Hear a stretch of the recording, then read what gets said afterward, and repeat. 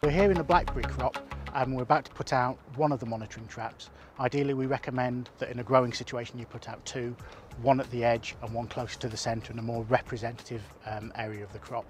The one that goes on the edge of the crop should be near a supposed source of spotted wing Drosophila.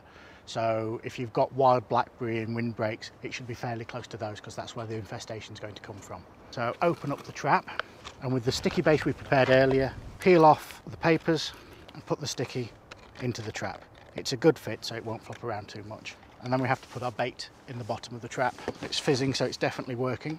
And then we want to put about 200 mils or half of what we've made into the trap and then reassemble the trap.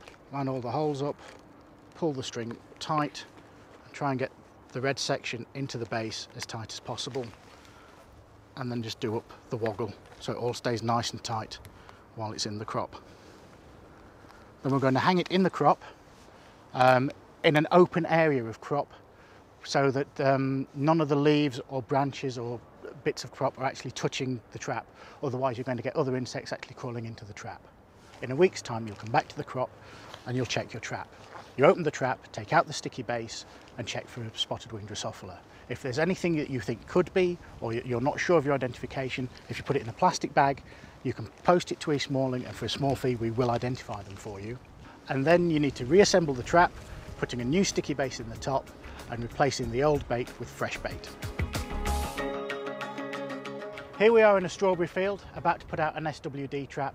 I've already assembled the trap and I've just hung it from a piece of bent wire that will keep it about a centimetre off the ground.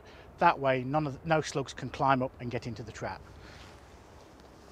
So we just push the wires into the ground until the trap is just above the ground. Here we are in a tabletop strawberry plantation. Okay, as you can see there are no strawberries, but there will be later in the year, and the strawberries will be hanging down at this kind of level when they're fruiting. So what we're going to do is hang the trap at this kind of level, actually underneath the bags. We just thread the string through and tie it off. In addition to deploying two traps in the field, you should also deploy two traps in wild areas around your crop.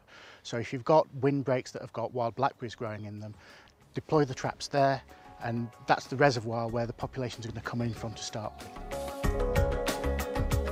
So we've deployed the traps, we're coming back a week later to check what's in them.